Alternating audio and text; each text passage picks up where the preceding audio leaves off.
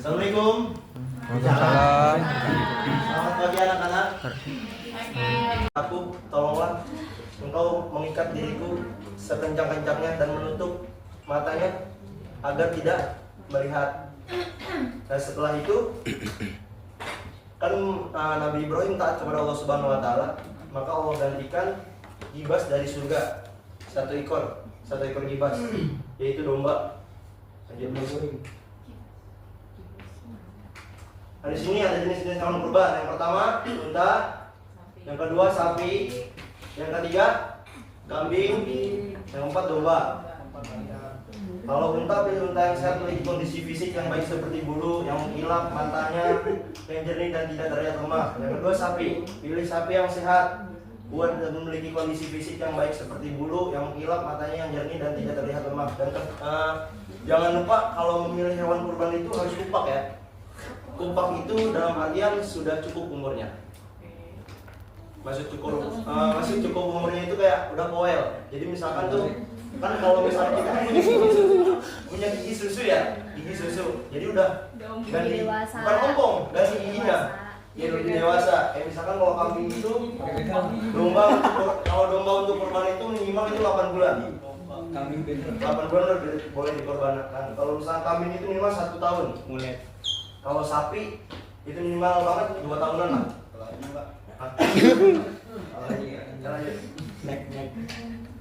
Next lagi.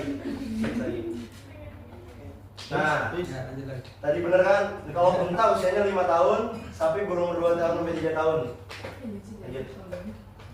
Lanjut. Nah, di sini kesehatan hewan. Pastikan hewan tersebut bebas dari penyakit, penularan dan memiliki riwayat vaksinasi yang telah lengkap dan periksa kelengkapan dokumen kesehatan seperti surat keterangan sehat dan dokter hewannya. Jadi kalau beli hewan kurban yang di pinggir jalan tuh kalian periksa dulu dari kesehatannya, divaksin apa enggak. Kayak contoh nih, hewan kurban yang boleh disunahkan itu apa? Yang pertama nggak boleh cacat, yang kedua tuh nggak boleh sakit. Dan kayak contoh yang catat nih, kayak misalkan tuh apa tanduk nih. Tanduknya tuh yang satu ada tanduk, yang satu nggak ada tanduk. Nah, itu nggak boleh dikorbanin karena kan cacat. Kayak misalkan cacat dari dia sendiri, dia beradu tuh berantem, nah, itu tuh nggak boleh. Lanjut, Mas.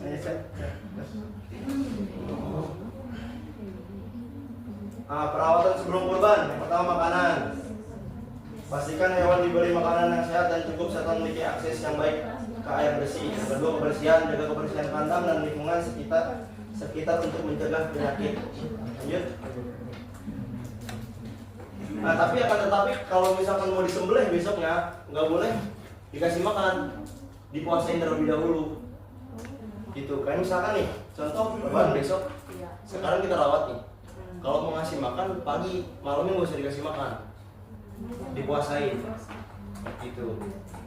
Tata cara penyembelihan hewan kurban, Tata cara penyembelihan hewan kurban sama dengan penyembelihan hewan pada umumnya. Sama kayak menyembelih hewan ayam. Kan kalau misalkan menyembelih ayam, Bismillahi Allahu Akbar.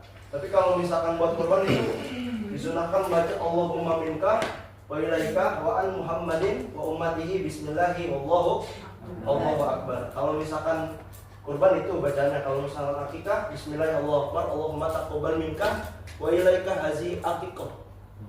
Akikah itu kalau cowok. Kalau misalkan cewek akikah di akikah sih. Lanjut Mas.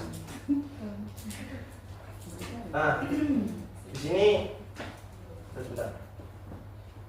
Di sini ada video bagaimana tata cara penyembelihan hewan kurban.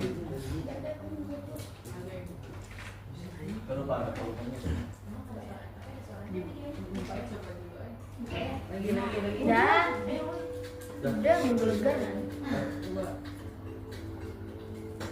Tata cara penyembelihan hewan kurban.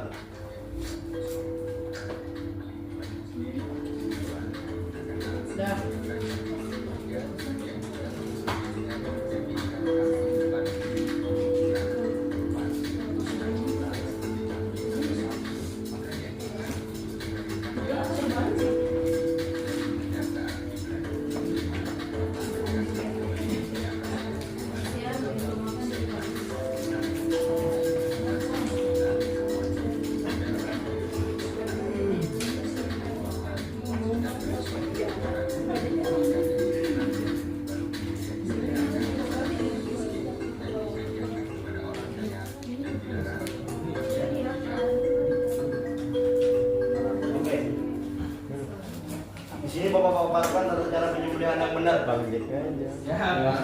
cara penyembelihan hewan yang benar itu yang pertama, kalian tajamkan terlebih dahulu pisaunya. Kayak contohnya nih, kalau misalkan buat motong kambing itu kan pakai pisau berapa senti nih misalkan.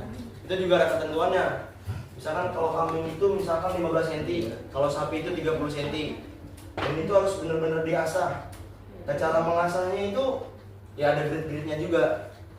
Kalau misalkan patokan untuk menyembelih itu bisa memotong kertas pisaunya. Dan kalau untuk menyembelih kambing, tata caranya yang pertama, kalian jatuhkan terlebih dahulu, diikat menghadap ke kiblat. Kalau bisa yang motong itu sohibul kurbannya sendiri, itu disunahkan. Cuma kalau misalkan emang sohibulnya nggak berani sama darah, boleh dibadalin sama jagal atau para ustaz bayu gitu. Lanjut mas. Di sini ada proses sembelih. Yang pertama terputus saluran nafas, yang penting hukum. Yang kedua terputus saluran makan dan minuman, mar'i. Yang ketiga terputus dua urat tenggorokan dan kerongkongan al-wajdain. Di sini